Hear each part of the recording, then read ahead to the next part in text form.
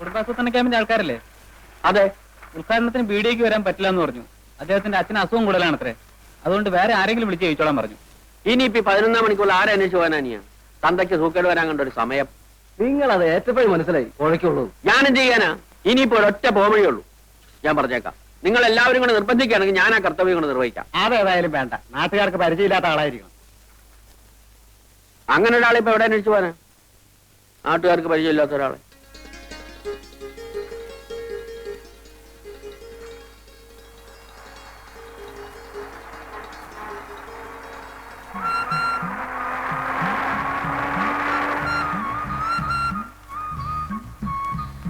ഈ വില്ലേജ് ഓഫീസിലേക്കുള്ള വഴി ഏതാ?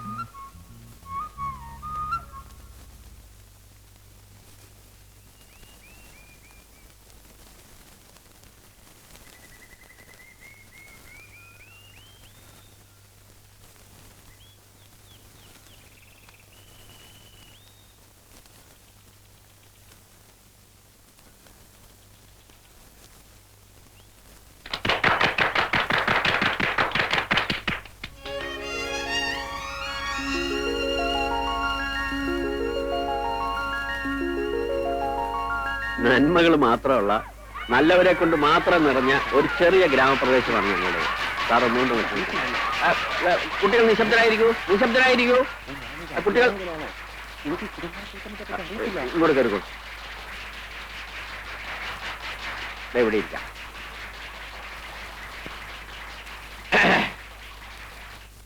പ്രിയപ്പെട്ട നാട്ടുകാരെ, നാം ഏവരും അത്യാകാംക്ഷയോടെ കാത്തിരുന്ന നമ്മുടെ പ്രിയപ്പെട്ട ഉദ്ഘാടകൻ എത്തിക്കഴിഞ്ഞു. ഇനി അദ്ദേഹം നിങ്ങളോട് സംസാരിക്കുന്നതായിരിക്കും. വരൂ.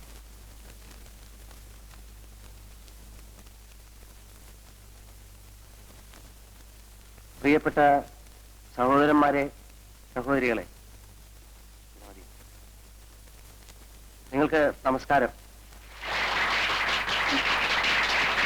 ഈ കുടുംബം എന്ന് പറയുന്നതാണല്ലോ കുടുംബാസൂത്രണത്തിന്റെ ഒരു ഇത്.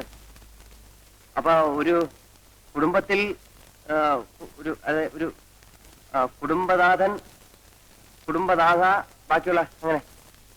അപ്പോ കുടുംബം എന്ന് പറഞ്ഞാൽ അങ്ങനെ ഇരിക്കുന്ന ആ സന്ദർഭത്തിൽ കുടുംബത്തിൻ്റെതായിട്ടുള്ള ഒരു സൂത്രമാണ് ഈ കുടുംബാസൂത്രണം. അപ്പോ ഈ കുടുംബപരമായിട്ടുള്ള കുടുംബത്തിൽ കൂടുതൽ കുട്ടികൾ ഉണ്ടായാലുള്ള കഷ്ടപ്പാടുകളെ കുറിച്ച് ഞാൻ ബുദ്ധിമുട്ടേണ്ടതില്ലല്ലോ. ചുരുക്കത്തിൽ കുടുംബം, കുടുംബനാഥൻ, കുടുംബിനി, കുടുംബാസൂത്രണം. അപ്പോ കുടുംബാസൂത്രണത്തെ കുറിച്ച് ഇതിൽ കൂടുതലായി ഞാൻ നിങ്ങൾക്ക് പറഞ്ഞു തരേണ്ടതില്ലല്ലോ. ഞങ്ങളുടെ മാനം രക്ഷിച്ചതിന് വളരെ നന്ദി. നിങ്ങൾക്ക് എന്റെ നമസ്തേ.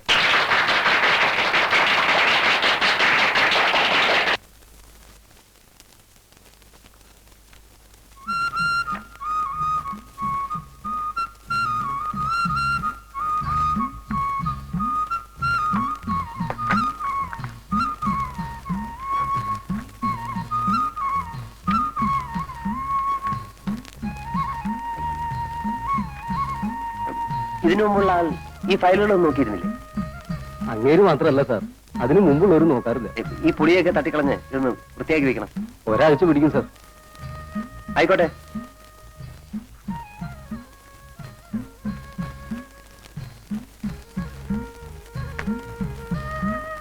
ണ്ടോ? ആ ഉണ്ട്. നമസ്കാരം. ഞാൻ ഇന്നലെ വൈകുന്നേരം ഒന്നും കൂടെ ഇറങ്ങണമെന്ന് വിചാരിച്ചതാ. അവിടെ ഈ സ്റ്റേജ് അഴിപ്പിക്കാനും മൈക്കിന്റെ ആളിനെ പറഞ്ഞു വിടാനും വേണ്ടി കൂടെ നിൽക്കേണ്ടി വന്നു. ഈ നാട്ടുകാരുടെ മുമ്പിൽ ഒരു ഉത്സാഹിയായിട്ട് നിന്നാലല്ലേ അടുത്ത തിരഞ്ഞെടുപ്പിനെങ്കിലും ഒന്ന് കടന്നുകൂടാൻ പറ്റും. അപ്പോ തെരഞ്ഞെടുപ്പിനൊക്കെ നിൽക്കാറുണ്ടല്ലേ? ഉണ്ട്. പ്രായപൂർത്തി വോട്ടവകാശം തുടങ്ങിയ അന്ന് മുതൽ ഇന്ന് വരെയുള്ള എല്ലാ തെരഞ്ഞെടുപ്പിലും ഞാൻ മത്സരിച്ചിട്ടുണ്ട്. പക്ഷെ ഒരു പഞ്ചായത്ത് മെമ്പർ ആവാൻ പോലും ശങ്കരനായർക്ക് സാധിച്ചിട്ടില്ല. നാട്ടുകാരുടെ ഭാഗ്യദോഷം, അല്ലാതെ എന്ത് പറയാനാ? അല്ലേ സാറേ? അപ്പോ താമസമൊക്കെ ഇവിടെ തന്നെ ആക്കിയല്ലേ? അതാ ഇപ്പൊ ഒരു ബുദ്ധിമുട്ട്. ഇതിനു മുമ്പുണ്ടായിരുന്നാൽ ഇതിന്റെ പുറയിലാ താമസിച്ചേ. ആ, അതുകൊണ്ട് ഞാൻ ഇന്നലെ അവിടെ കിടന്നു. ഈ പാറ്റ എട്ടുകാലിയെ കൊണ്ട് ആകെ വൃത്തിയിട്ട് കിടക്കുക. എലികളാണെങ്കിൽ എണ്ണിയാ തീരാത്തത്രയുണ്ട്. അതുകൊണ്ട് താമസിക്കാനൊരു വീട് കിട്ടാൻ എന്താ ഒരു വഴി? വഴിയൊക്കെ ഉണ്ട്. എത്ര രൂപ വാടക തരും? കൊള്ളാവുന്ന സ്ഥലമാണെങ്കിൽ എത്രയായാലും വിരോധമില്ല. എന്നാൽ നമ്മുടെ ഒരു വീടുണ്ട്, താമസിക്കാൻ ആളില്ലാത്തതുകൊണ്ട് ഒഴിച്ചിട്ടിരിക്കുക. നോക്കാൻ വിശ്വസിക്കാവുന്ന ഒരാളുണ്ടായാൽ നല്ലതാണല്ലോ. അത് മതിയെങ്കിൽ തരാം. അപ്പൊ നമുക്ക് വീടൊന്ന് കാണാമല്ലോ. നോക്കാം, ഇപ്പൊ തന്നെ പോവാം. അയ്യോ, ഇപ്പൊ ഓഫീസ് ടൈം അല്ലേ, നമുക്ക് 5 മണി കഴിഞ്ഞ് പോവാം. ഇവിടത്തെ ഓഫീസൊന്നും അത്ര വലിയ കഥയല്ല.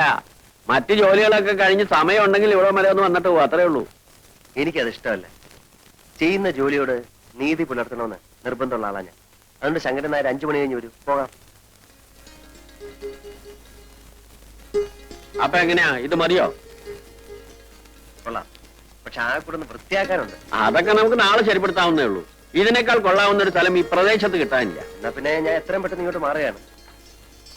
എന്നാ വരൂ, നമുക്കിത് കിട്ടാനുള്ള വഴി നോക്കാം. ആഹാ, അപ്പൊ ശങ്കരൻ നായരുടെ അല്ലേ ഈ സ്ഥലം? ശങ്കരൻ നായരുടെ അല്ലേന്ന് ചോദിച്ചാൽ ഇവിടെ വടക്ക് പുഴയ്ക്കക്കരെ താമസിക്കുന്ന പറഞ്ഞാൽ തിരിയാത്തൊരു കൃഷ്ണൻകുട്ടി നായരുണ്ട്. അയാളുടെ ഒരു ഉറ്റ സ്നേഹിതനുണ്ട്, ഒരു രാരിച്ചൻ നായർ. അയാൾ എന്റെ സ്നേഹിതനാണ്. അയാൾ പറഞ്ഞാൽ ചിലപ്പോ കിട്ടിയേക്കും. അങ്ങോട്ടൊന്ന് എഴുന്നേറ്റ്.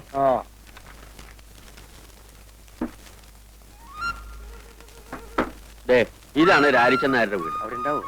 ആ, ലക്ഷ്മിക്കുട്ടിയെ, ആ ശങ്കരൻ നായർ ഒരാളെയും കൂട്ടി വരുന്നുണ്ട്. ചിലപ്പോ കല്യാണാലോചനയ്ക്കാവും. നീ പോയിട്ട് കുറച്ച് കാപ്പി ഇട്ടേ. ആ, വരൂ വരൂ. ഇതാണ് ഞാൻ പറഞ്ഞ രാരിച്ചൻ നായർ. നമസ്കാരം. ഇദ്ദേഹത്തിന് മനസ്സിലായോ രാരിച്ചൻ നായർക്ക്? മനസ്സിലാക്കാൻ എന്തിരിക്കുന്നു, ശങ്കരൻ നായരല്ലേ കൂട്ടിക്കൊണ്ടുവന്നത്. മോശക്കാരനായ ഒരാളെയും കൊണ്ട് എന്റെ വീട്ടിലേക്ക് വരൂ. പേരെന്താ? വിനയൻ. നല്ല പേര്. നമ്മുടെ വില്ലേജ് ഓഫീസിൽ പുതിയതായിട്ട് വന്ന സാറാ. ഓഹോ, സാറിന് താമസിക്കാൻ സൗകര്യമുള്ളൊരു വീട് വേണം. അപ്പോ ഞാൻ ആ അമ്പലപ്പറമ്പിന്റെ പിന്നിൽ ഒഴിഞ്ഞു കിടക്കുന്ന നമ്മുടെ കൃഷ്ണൻകുട്ടി നായരുടെ വീട് അത് കാണിച്ചു കൊടുത്തു. പിടിച്ചോ? ആ, പിടിച്ചു. ഒന്നിങ്ങി വന്നേ. കാപ്പിയുടെ കൂടെ പലഹാരം വല്ലതും കൊടുക്കണോ? എന്റെ ലക്ഷ്മിക്കുട്ടി, കാപ്പിയും വേണ്ട പലഹാരവും വേണ്ട. അയാള് വില്ലേജ് ഓഫീസിലെ ഒരു ഉദ്യോഗസ്ഥനാ, വീട് അന്വേഷിച്ച് നടക്കുക. അപ്പോ വീട് പിടിച്ചു അല്ലേ? അതെ. അത് കൃഷ്ണൻകുട്ടി നായരെ കണ്ട് രാരിച്ചൻ നായർ ഒന്ന് ഏർപ്പാടായി കൊടുത്തു. താൻ ഒരു പൊതുപ്രവർത്തകനല്ലേ ശങ്കരൻ നായരെ? എന്നെക്കാണ് എളുപ്പം തനിക്കല്ലേ? ഞാൻ പറഞ്ഞ ആള് കേൾക്കില്ല. അല്ല, കുറ്റം എന്റെ ആണെന്ന് തന്നെ വെച്ചോളൂ. എന്ത് പറ്റി? ഇവിടെ കനാല് പണിക്ക് വേണ്ടി വന്ന 5-6 പേർക്ക് 1 മാസത്തേക്ക് താമസിക്കാനായിട്ട് മനക്കിലെ വീട് ഞാനൊന്ന് ഏർപ്പാട് ചെയ്ത് കൊടുത്തു. ജോലി കഴിഞ്ഞാൽ പണ്ടാരങ്ങൾ പോകണ്ടേ? കുടിയടപ്പാവകാശം വേണമെന്ന് പറഞ്ഞ് സമരമായി ബഹളമായി അതിന്റെ കൂടെ കൂടാൻ കുറെ നാട്ടുകാർ. അവസാനം എന്തു പറ്റി? വീട് അവരുടെ പേരിൽ എഴുതി കൊടുക്കേണ്ടി വന്നു. ശേഷം പേർക്ക് മനക്കിലെ പള്ളി ചവിട്ടാനും വേണം. ഇതാണ് നമ്മുടെ നാടിന്റെ ശാപം. ഗാന്ധിജി വിഭാവനം ചെയ്ത ഇന്ത്യ ഇനിയും എത്രയോ ദൂരെയാണ്. ഓ, വരുന്നുണ്ട് ദുശ്ശകുനം.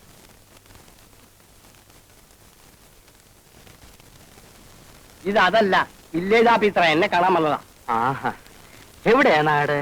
എറണാകുളം. എറണാകുളത്ത് എന്ന് വെച്ചാൽ ടൗണിൽ തന്നെ. വലിയൊരു കുടുംബത്തിൽ പറഞ്ഞ പയ്യനാ.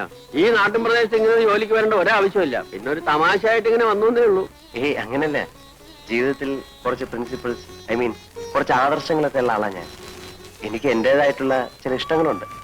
ഏതായാലും വീട് ഇഷ്ടമായല്ലോ.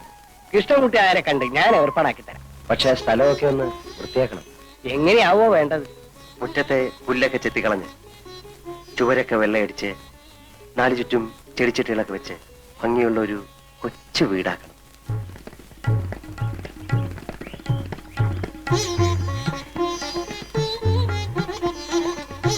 എങ്ങനെ? സാറിന്റെ മനസ്സിന് ഇഷ്ടപ്പെട്ട രൂപത്തിലായോ? ആ, ഒരുവിധം. വസണി, സാധിച്ച ഒരു കിളിക്കൂട് സംഘടിപ്പിച്ച തിരക്കേടിലായിരുന്നു. കിളിക്കൂടോ?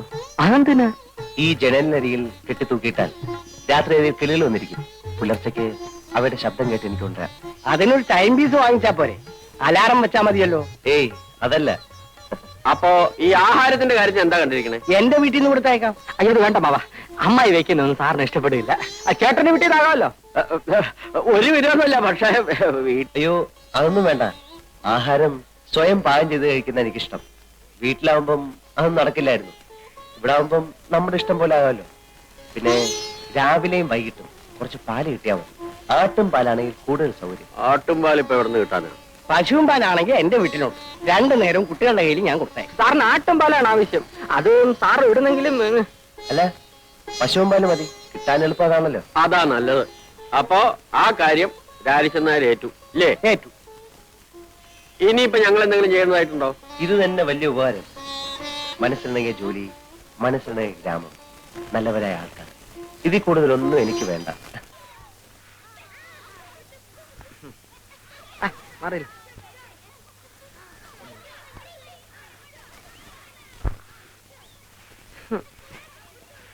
അമ്മായി ഉം.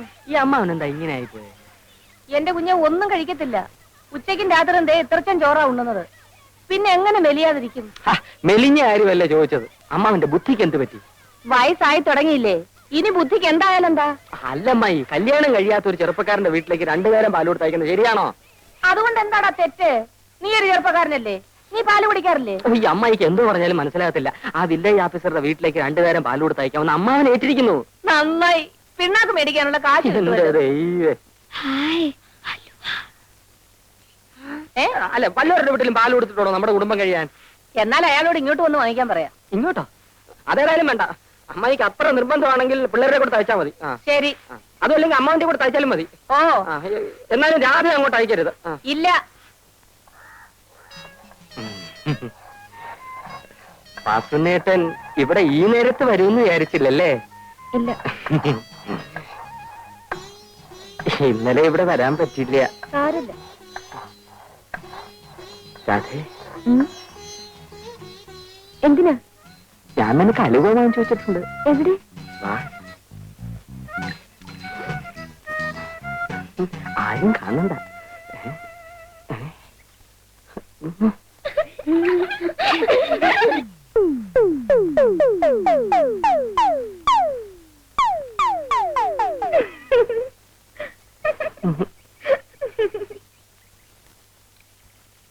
വാസനേട്ടാ, നാളെയും കൊണ്ടുവരുവോ?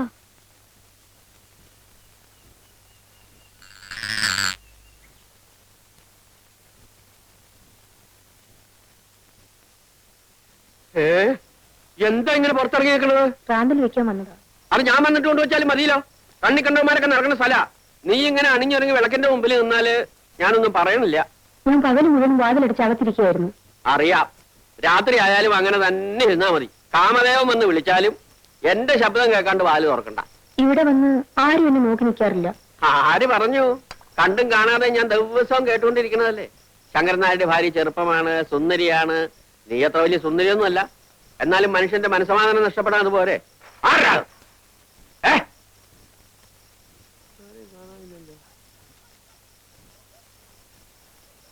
ചിലപ്പോ എനിക്ക് തോന്നിയതായിരിക്കും.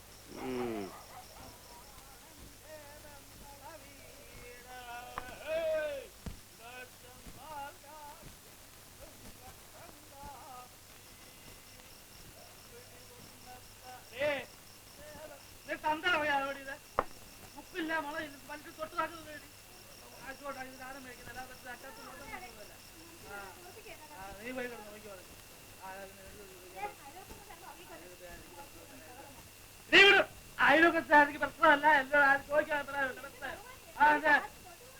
എന്തോണ്ട് ആരുണ്ട് എടുത്തോണ്ട് പോകാൻ എടുത്തോണ്ട് പോത്തിക്ക് ഒഴുകിച്ചാൽ ഞാൻ നിന്നെ പട്ടിണിക്കിടുന്നില്ല. നിന്റെ മിന്നും മാലയും പൊട്ടിച്ച് പണയം വെച്ച് കള്ളു കുടിക്കുന്നില്ല.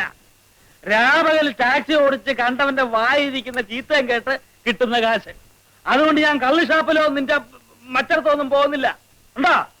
സ്വന്തം വീട്ടിൽ ഇരുന്ന് ഇത്തിരി കഴിക്കുന്നു. അതിൽ ആർക്കായിട്ട് നാണക്കേട്? നിങ്ങൾക്കല്ലല്ലോ നാണക്കേട്, ബാക്കിയുള്ളവർക്കല്ലേ? എന്താ ഇത്ര നാണക്കേട്? ഞാൻ നിന്റെ തന്തയുടെ തേങ്ങ വിരിച്ച് കള്ളു കുടിക്കുന്നുണ്ടോ? പറഞ്ഞു തന്തേ പറഞ്ഞാലുണ്ടല്ലോ. പറഞ്ഞാല് ഒന്ന് പറഞ്ഞേ. പറഞ്ഞിരിക്കുന്നു. 10 തന്തയ്ക്ക് പറഞ്ഞിരിക്കുന്നു. എന്റെ ദൈവമേ, എനിക്ക് ചോദിക്കാനും പറയാൻ ആരും ഇല്ലാത്തോണ്ടല്ലോ ഇങ്ങനെയൊക്കെ പറയണേ. എനിക്ക് ചത്താ മതി, ചത്താ മതി, ചത്താ മതി. കണ്ടിടിച്ച് വാട്ടണ്ട. നിനക്കും പിള്ളേർക്കും കഴിയാനുള്ള വക ഞാൻ ജോലി ചെയ്തുണ്ടാക്കുന്നുണ്ട്. പിള്ളേരോ? ഏതാ പിള്ളേര്? എടി, ഉണ്ടാകാൻ പോകുന്ന പിള്ളേരെ. ഉണ്ടായാലും ആര് വളർത്താനാ? രാത്രി വന്ന് ഈ കുടിയും ബഹളവും മാത്രം മതിയല്ലോ മനുഷ്യന്റെ ആയി കൊത്താതെ ചാവാൻ. നീ ഒരു കാര്യം പോകരുതെന്നും പറയരുത്. പറയും. പറയരുത്, പറയരുത്. പറഞ്ഞാ എന്താ ചെയ്യും? ഞാൻ ഇവിടുത്തെ ഗ്രഹനാഥൻ. ഗ്രഹനാഥം വന്നിരിക്കുന്നു, കണ്ടാ മതി. എന്താണ് കുഴപ്പം? എടി, കണ്ട എന്താ കുഴപ്പം?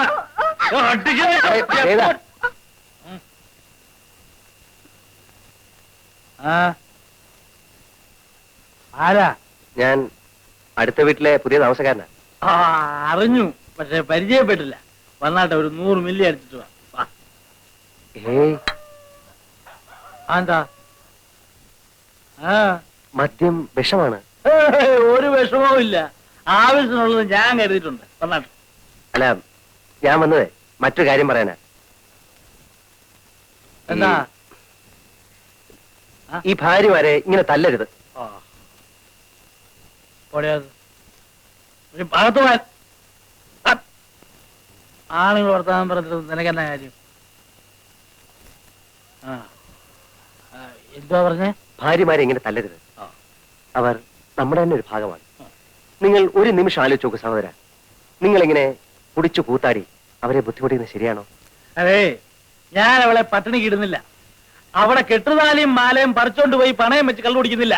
ഞാൻ സ്വന്തമായിട്ട് അധ്വാനിച്ചുണ്ടാക്കുന്ന കാശ് കൊണ്ട് ഞാൻ എന്റെ സ്വന്തം വീട്ടിൽ ഇരുന്ന് ഇത്തിരി കഴിക്കുന്നു. അതിനവർക്ക് എന്നെ കുറ്റം പറയേണ്ട കാര്യമുണ്ടോ? ഉണ്ടോ? അല്ല അങ്ങനെ ചോദിച്ചാൽ എന്ന് ചോദിച്ചാൽ അവനെ കുറ്റം പറയേണ്ട കാര്യമുണ്ടോ? അല്ല അതില്ല. ഇല്ലേ? അവന് എന്റെ ഭാര്യ എന്നെ അല്ലാതെ പിന്നെ സാറിനെയാണ് കുറ്റം പറയണ്ടേ? സ്വന്തമായിട്ടെല്ലാം പറയാനുണ്ടോ? അല്ല നിങ്ങളിങ്ങനെ കുടിച്ച് ബഹളം ഉണ്ടായി കഴിഞ്ഞാൽ അയൽക്കാരായ ഞങ്ങൾക്ക് ബുദ്ധിമുട്ടാ. ബുദ്ധിമുട്ടല്ലയോ? വീട്ടിൽ പഞ്ഞി ഇരിപ്പുണ്ടോ? പഞ്ഞി ഏ പഞ്ഞി പഞ്ഞി പഞ്ഞി ഉണ്ടല്ലോ. അത് കുറച്ചെടുത്ത് രണ്ട് ചെവിയിലും വെച്ച് പോയി കിടന്ന് ഉറങ്ങ.